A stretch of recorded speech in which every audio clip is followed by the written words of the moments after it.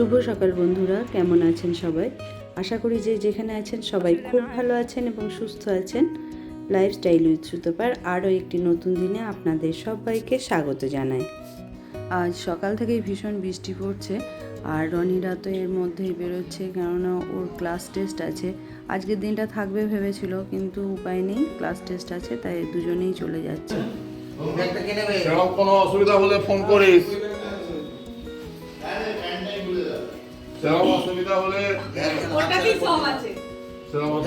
Phone করিস। ছাতা কোথাও হারাবি না, তাহলে ওই প্রিন্টেড ছাতাটা নিয়ে যা। আর তোমার কাছে ছোট ছাতা নেই? তাহলে তোরাও তো বেরোতে পারবি না। না, সে ঠিক আছে না। সাবধানে যাস রনি। আজকে ক্যাবের খুব দরকার ছিল, কিন্তু দুজনে অনেকক্ষণ ধরেই চেষ্টা করলো, কিন্তু একটাও ক্যাব পেলো না এই বৃষ্টিতে। আর দেখুন, একটা ছাতার মধ্যে জগাই মাথায় হয়ে দুজনে চললো। আর এদিকে টমিও আবার দেখুন অবস্থা, ও আবার ওদেরকে এগোতে যাচ্ছে। বললাম আর একটা ছাতা নিয়ে যেতে, নিল না, দুজনেই ভিজে যাবে। এখন বিকেল 3:30 মতো বাজছে, আর এখন যাচ্ছি সবাই মিলে বেহালা। সবাই মিলে বলতে বোন, অংশু, পলাশ আর আমি 4 জনে মিলেই যাচ্ছি। আসলে পুজোর আগে হয়তো ওরা আর কলকাতা আসতে পারবে না, সেই জন্য পুজোতে অংশুর জামা কাপড় যেগুলো কেনাকাটি করবে সেগুলো নেওয়ার জন্যই এসেছে। তাছাড়াও হয়তো ভাইপো ভাইজিটার জন্যও নেবে। আমিও মিঠি আর বাবাইয়ের জন্য কিনে দেবো, আর অংশুকেও কিনে দেবো। অংশু পরে দেখে নিতে পারবে, তাহলে আর ছোটো বড় হবে না। ও যেহেতু সঙ্গে আছে তাই ওকে এখনই কিনে দেবো। এখনও গেছে ট্রায়াল রুমে কয়েকটা জামা প্যান্ট নিয়ে, আর আমরা এই দিকটায় দাঁড়িয়ে দাঁড়িয়ে বাচ্চাদের জামা কাপড়গুলোই দেখছি। বাজার কলকাতা থেকে বেরিয়ে তারপর আবার আমরা এম বাজারেও এলাম। ওখানে সব জিনিস কেনা হয়নি, এখানেও কিছু কিছু জিনিস কিনে নিলাম। তবে পুজোর অফার এখনও সেভাবে শুরু হয়নি। আর এখন কেনাকাটা করে এসেছি একটা রোলের দোকানে। পলাশের খুব জোর খিদে পেয়েছে। কাল কেনাকাটি করে বাড়ি আসার পর অনেকটা রাত হয়ে গেছিলো। তারপর মামনদের ফ্ল্যাটেও গেছিলাম। যাই হোক, তারপর রাতে রান্না বান্না করে খাওয়া দাওয়া করতে শুতে অনেকটা রাত হয়ে গেছিলো, তাই কালকে আর ভিডিওটাও এন্ড করা হয়নি। তাই গতকালের ভিডিওটাই আজকে কন্টিনিউ করছি। আর এখন আমাদের বাড়ি পুরো ফাঁকা, সবাই এখন চলে যাচ্ছে, মানে বাবা মা বোন সবাই চলে যাচ্ছে। রনি আর দীপ তো আগেই চলে গেছে। আর এই সময় না ভীষণই মনটা খারাপ করে। আসবেই ভালো, চলে যাওয়ার সময়টা বড্ড মন খারাপ লাগে। তো এখন টোটো করে ওরা মেন রোডে চলে যাচ্ছে, ওখান থেকে বাস ধরে নেবে। সবাই যেহেতু ভাত খেয়ে গেল মায়েরা, সেজন্য আমি সকালেই রান্নাটা করেও নিয়েছিলাম। আর সবাই চলে যাওয়ার পর আমি এসে আবার সংসারের যে কাজকর্মগুলো বাকি ছিল সেগুলো করতে শুরু করলাম, কেননা সকাল থেকে সবাই বেরোবে সেই একটা তোড়জোড় চলছিল। আর দেখবেন সবাই বেরিয়ে গেলে তখন না বাকি অন্যান্য কাজগুলো হয়ও না। তো যাই হোক, তারপর এই যে শাড়িগুলো আজকে কেচে দিলাম, এগুলো পুজোর সময়ই আমি বোন মা সবাই পরেছিলাম কয়েকটা শাড়ি, সেগুলোই জমা হয়েছিল, তো সেগুলোই কেচে দিলাম আর কি আজকে। আর হালকা করে একটু রিভাইভও দিয়ে দিয়েছি। আর দেখলাম বেশ রোদ আছে, তবে অনেকটাই বেলা হয়ে গেছে। এই বর্ষার সময় কখন যে বৃষ্টি চলে আসে কিছু বলা যায় না। তাছাড়া কি বলুন তো, সবাই যখন বাড়িতে আসে, অনেকজন এলে তখন বিছানাপত্র অনেক বেশি বেশি করে বার করতে হয়। তাছাড়া আমরা রেগুলার যে জিনিসগুলোতে রান্না করি, যে ইউটেন্সিলসগুলো, সেগুলো থেকে কিন্তু একটু তুলনামূলক বড় বা বেশি লাগে। তো সেই জিনিসগুলো তো তখন বার করা হয়। আবার সবাই যখন চলে যায় বা নিজের নিজের জায়গায় ফিরে যায়, তখন কিন্তু আবার এগুলোকে মেজে ধুয়ে পরিষ্কার করে আবার নির্দিষ্ট জায়গায় গুছিয়ে রাখার একটা কাজের পর্ব চলতে থাকে।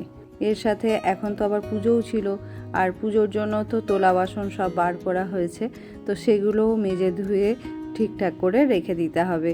সেটাও কিছুটা হয়েছে, এখনও কয়েকটা বাসন মাজা বাকি রয়েছে। আর আজকের আকাশটা দেখুন কি সুন্দর লাগছে, নীল আকাশের মধ্যে পেঁজা তুলোর মতো সাদা সাদা মেঘ ভেসে বেড়াচ্ছে। শরতের আকাশ তো এরকমই হয়, তাই না? এখন স্নান সেরে আমি পুজো করতে চলে এসেছি ঠাকুর ঘরে। যদিও আজকে মাই স্নান সেরে গোপালকে ঘুম থেকে তুলে আসনে বসিয়ে দিয়েছে, তো মা সেই সময় পুজোটা করেছে, কিন্তু আমার পুজো করা হয়নি। আর আজকে সব কিছুই একটু লেটেই চলছে আমার দিনটা। তো এখন যথেষ্টই বেলা হয়ে গেছে, তবুও স্নান সেরে চলে এলাম একটু পুজোটা করে নিতে। এখনও লাঞ্চ হয়নি আমার, তো আগে একটু গোপালকে খাইয়ে নিই, তারপরে আমি লাঞ্চ করব। তবে সকালে তো মা দিয়ে দিয়েছিল। আর এই দোলনাটা আসার পর থেকে গোপালকে এই দোলনাতেই আমি বসিয়ে রাখছি, ওই সিংহাসনটাতে আর বসাই না। এখন কয়েকটা বাসন এখনও রয়েছে, মানে তোলা বাসন ঠাকুরের পুজোর, তো সেগুলোই মেজে নিচ্ছি। বেশিরভাগটাই মাজা ধোয়া হয়ে গেছে, আর কয়েকটা রয়েছে কুকার টুকার, এগুলো নিচের ঘরে ছিল তো আনা হয়নি সেই সময় সকালের দিকে, তো সেই জন্য ধোয়া হয়নি। আর এখন আমি একটু এগুলোকে মেজে ধুয়ে নিচ্ছি, কয়েকটাই আছে, খুব বেশি নেই। আর বাসনগুলো আবার ঠিকঠাক জায়গা মতো তুলেও রাখতে হবে, তা না হলে এখানে থাকতে থাকতে এক তো ধুলো পড়বে, তাছাড়াও নির্দিষ্ট জায়গায় না রাখলে তখন সময় মতো খুঁজেও পাবো না। আর আমাকেই যখন করতে হবে তখন সময়ে করে নেওয়াই ভালো, কেননা এরপরে তো আরও অন্যান্য কাজও রয়েছে, সেগুলো করতে হবে।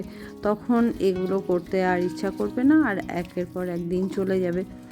তাছাড়াও কি বলুন তো, ঠাকুর ঘরটাতে যেহেতু অনেক বাসন তো দেওয়া আছে, একদম ঘিঞ্জি হয়ে গেছে, আর যতক্ষণ না তুলছি বেশ ভালোও লাগছে না। আর ধুয়ে ওইভাবে রেখে দিলে প্রচুর ধুলোও পড়ে যাবে, তখন ধোয়া বাসনগুলোই আবার হয়তো ধুতে হবে। সেই জন্য সময়ের কাজটা সময়ে করে নেওয়াই ভালো। এখন হয়তো একটু চাপ হয়ে যাচ্ছে, কিন্তু ঠিক আছে, এর মধ্যেই করে নিই, একটু সময় দিলেই হয়ে যাবে। আর এই দেখুন বাসনগুলো ধোয়াও হয়ে গেল।